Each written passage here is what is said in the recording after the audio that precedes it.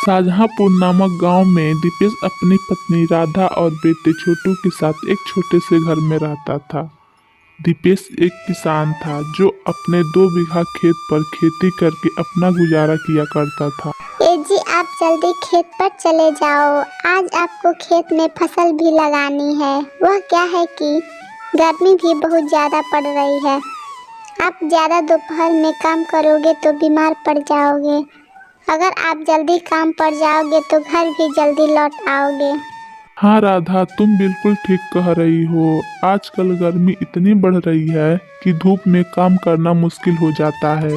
दोपहर में काम करके ऐसा लगता है कि शरीर में जान ही ना हो। और अभी तक बारिश भी नहीं आई। मैं फसल में पानी कहाँ से लगाऊंगा?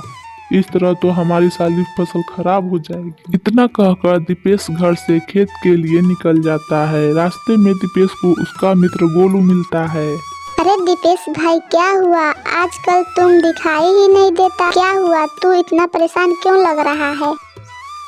क्या बताऊं गोलू यार, तुझे तो पता ही है अब की बार बारिश नहीं हुई है, जिसकी वजह से फसल को पानी नहीं मिल रहा है। सारी फसल दिन पे दिन सूखती जा रही है। इसी बात को लेकर बहुत ही चिंता में हूँ। इस तरह तो मेरी सारी फसल खराब हो जाएगी। अगर मेरी सारी फसल खराब हो गई तो हमारा घर कैसे चलेगा? मेरे पास तो कुछ और भी काम भी नहीं है जिसे मैं करके अपना घर चला सकूं। भाई, तू कह तो सही रहा है। अब की बार बारिश न आने की वजह से खेतों की सिंचाई भी नहीं हो पाई, लेकिन हम इसमें कर भी नहीं कुछ सकते। भाई ठीक है, दीपेश भाई खेत पहुंचकर काम शुरू करो। मैं थोड़ी देर में आता हूं। मुझे घर पर थोड़ा काम सा है, मैं उसे निपटा कर आता हूं। ठीक है, तू होकर आ, मैं खेत में पहुंचता हूँ।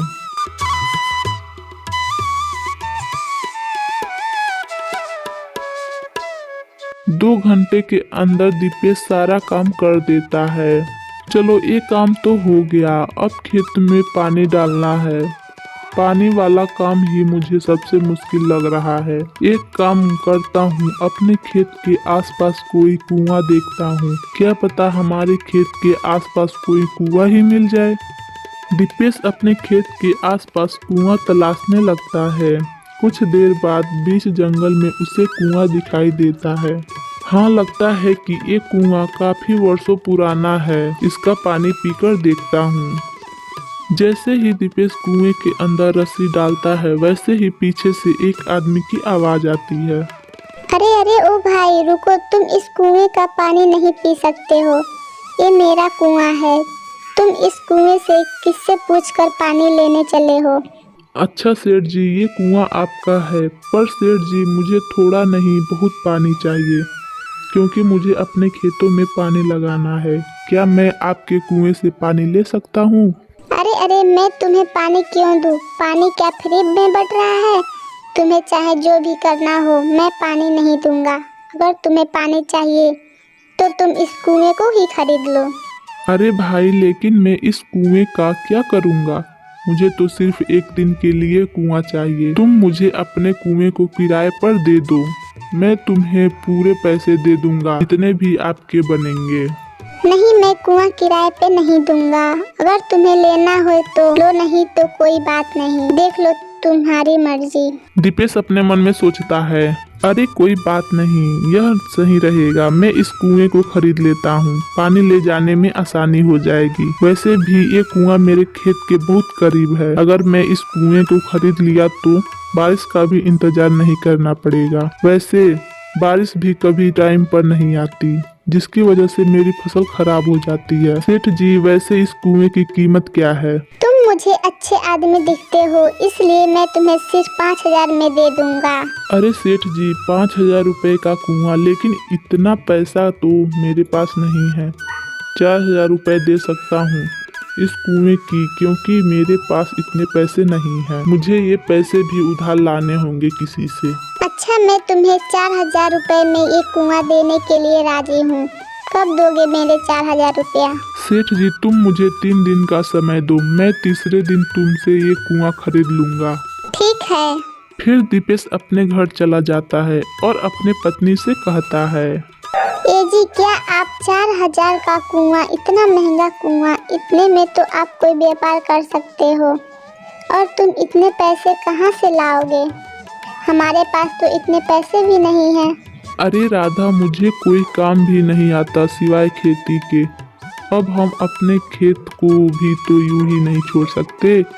कुआं खरीदने के बाद हमें बारिश पर भी निर्भर नहीं रहना होगा, जिससे हम अपनी फसल को अच्छे से पानी लगा सकते हैं।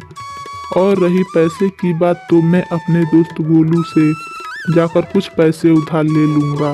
ए जी, आपको जैसी सही लगे वैसे ही करो, लेकिन जो भी करो सोच समझ कर करना, कभी भी हम किसी मुसीबत में ना फंसें।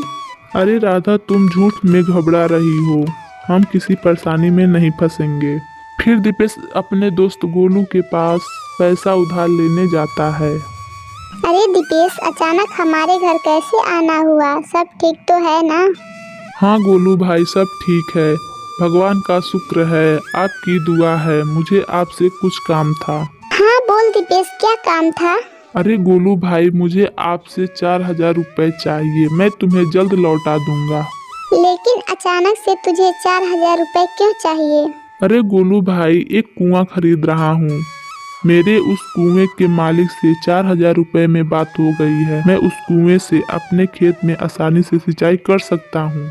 अरे भाई, ये तो बात सही है, लेकिन 4,000 रुपए का कुआं तो बहुत महंगा है। गोलू भाई, महंगा तो है, लेकिन वह कुआं हमारे खेत के पास भी है और मुझे उस कुएं से सिंचाई करने में ज्यादा मेहनत नहीं होगी। इस कुएं से मेरा काम बहुत आसान हो जाएगा। ठीक है भाई, मैं तुम्हें अभी पैसा देता हूँ। दीपेश गोलू से पैसा ले लेता है और कुएं को खरीद लेता है।